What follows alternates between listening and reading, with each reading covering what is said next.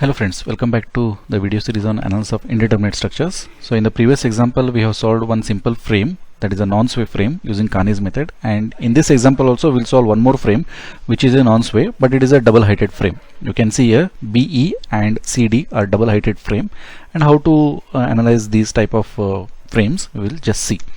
It's not too much complicated. Only thing is few things you have to note down very carefully. All other procedures remains same. Now here it is a symmetrical frame. We'll not use the property of symmetry. We'll go as it is. Step 1, as it is, fixed end moments. Only span CD and BE will be having the fixed end moments. All other spans will be having zero fixed end moments. So I have just calculated all the fixed end moments. And the next step is calculation of rotation factors. Okay, you can use this formula to calculate the rotation factors. Let me just prepare a table for that. Okay, I have prepared the table. Now I need to calculate the rotation factors at joint B, C, D and E, because these are the joints which are contributing for the rotations. And at whatever number of members which are joining at B, C, D and E, so those, for all those members you have to calculate the rotation factors. Now let me start with joint B. So at B, the members which are joining are BA, BE and BC. Now in case of BA, so everywhere it will be 4 EI by L only. For BA it is 4 EI by 4,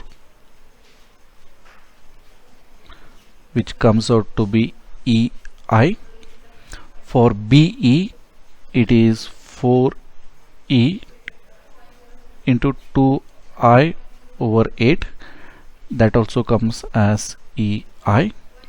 And for BC also it is EI only, and the summation comes out to be 3 EI, and rotation factor you can calculate using that formula, and I am getting these values: minus 0.167, minus 0.167 and minus 0.167.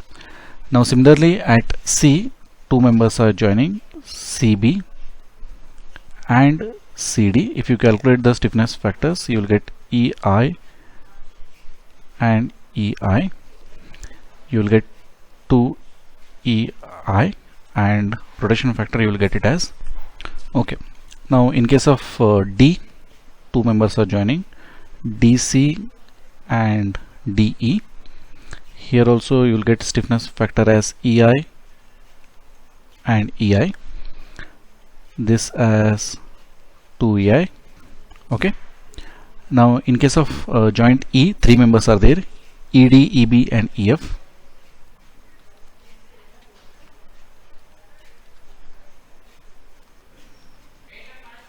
And EF. Here also you will get EI, EI and EI.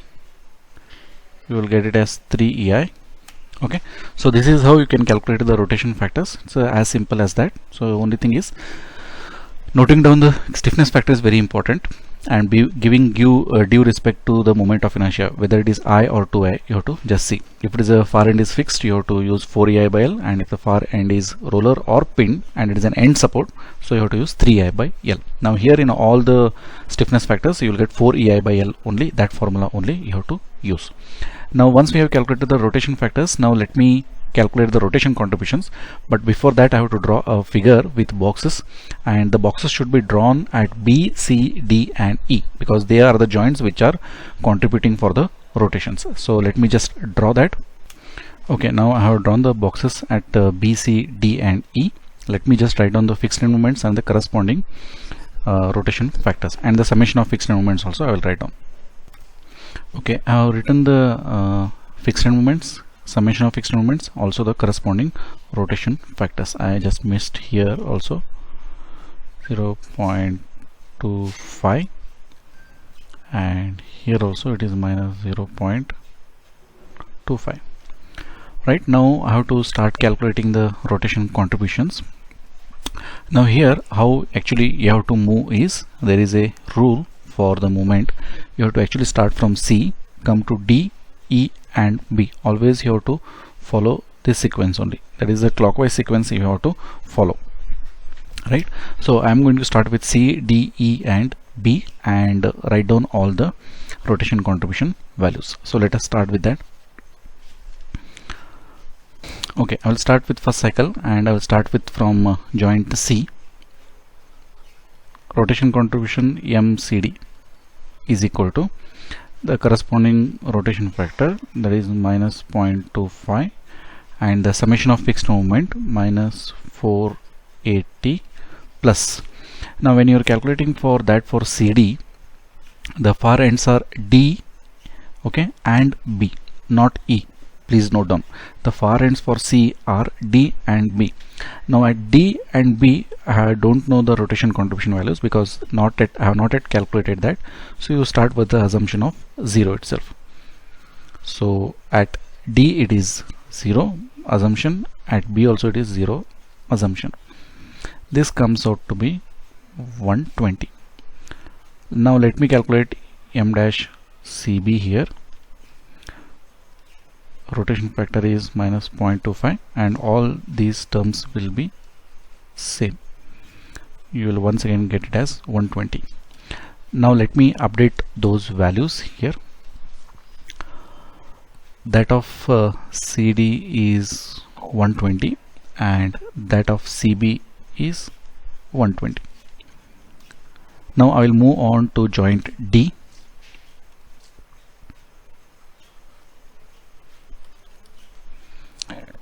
M dash DC is equal to minus 0.25. The summation of fixed moment is 480 now, plus. Now at D the far ends are C and E. Now at C I have already calculated 120, but at E I have not yet calculated, so I assume it as 0. So in the bracket, from C it is 120, from E it is 0 because assumption. It comes out to be minus 150. Then M dash TE will be minus 0.25. All these terms will be same. This also I am getting it as 150. Let me update the values here.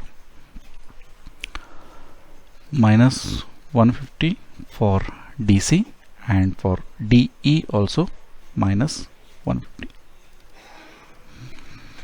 Right, now I'll move to joint E. Still I'm in the first cycle only.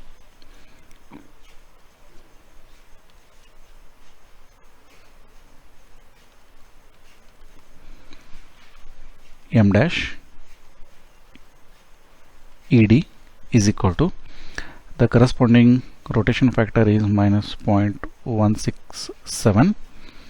Now the summation of fixed moment is 480. Now if we see at E, I'm calculating that for ED the far ends are actually B, D and F.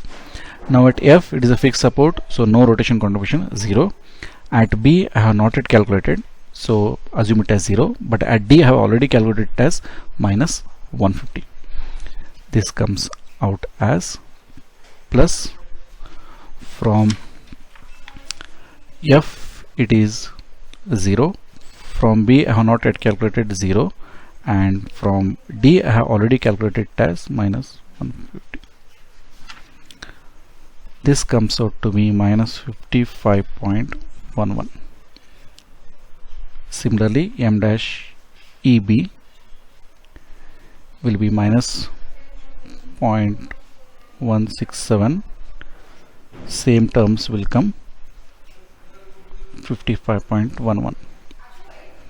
M dash EF minus 0.167. Same terms will come 55.11. Let me update those values here. What I will do, these values, let me just write down here minus 55.11. This value I will write here minus 55.11, and this value I will write down here minus 55.11. Now for your understanding purpose, we are actually writing the updated values on top of this, and here also we are writing the updated values on top of this. So let me make an arrow mark so that it will be easy for me to understand whether I am going upwards or downwards, because you should not confuse at the end rotation contribution. You should not consider it as minus 55.11. In these cases, of course, by default we are going downwards only. E is over. Let me move on and do it at joint B. I'm in first cycle itself. M dash BC is equal to, the corresponding rotation factor is minus 0.167. The summation of fixed end moment is minus 480, right? Now plus, when you're at B, the far ends are A, E and C. At A it is a fixed support, it is 0. At E I have already calculated as minus 55.11, and at C it is 120. So I have to update those values. From A it is 0. From the other far ends it is 120 and minus 55.11. This comes out to be 69.32. Similarly, M dash BE, all these things will remain same, so I can just skip and write the things directly, because the rotation factor value remains same, and the terms inside the square bracket will also remain same. So I'm skipping those calculations. Let me update the values here. This 69.32, let me just write down on this side.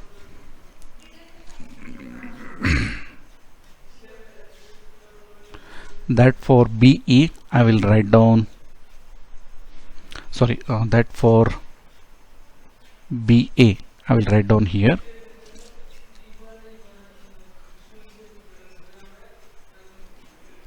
Okay, then that for BE I will write down here,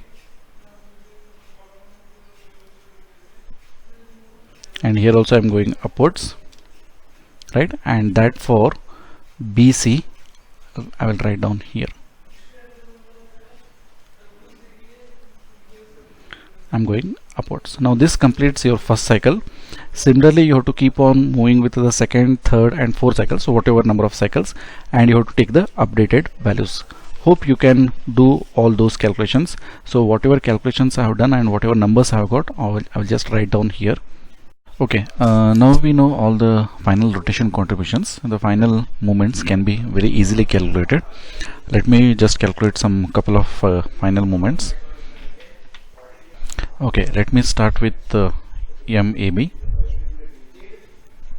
MAB is equal to the fixed end moment AB, which is 0, plus 2 times near end rotation contribution. Since A is fixed, the near end rotation contribution will be 0, plus 1 time the far end rotation contribution.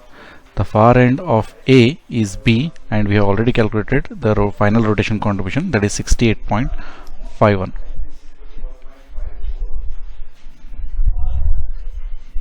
So which comes out to be 68.51 kilonewton meter. Now similarly, MBA is equal to the fixed end moment of BA, which is 0, plus 2 times the near end rotation contribution, which is 68.51, plus 1 time the far end rotation contribution. Far end is A and A is fixed, so the rotation contribution is 0. This comes out to be 137.02 kilonewton meter. Now MBE is equal to fixed end moment, which is minus 480, plus 2 times the near end rotation contribution is actually 68.51. You can see 68.51, that of BE 68.51 plus 1 times the far end rotation contribution, which is minus 68.57. You can see here minus 68.57, and this comes out to be minus 411.55.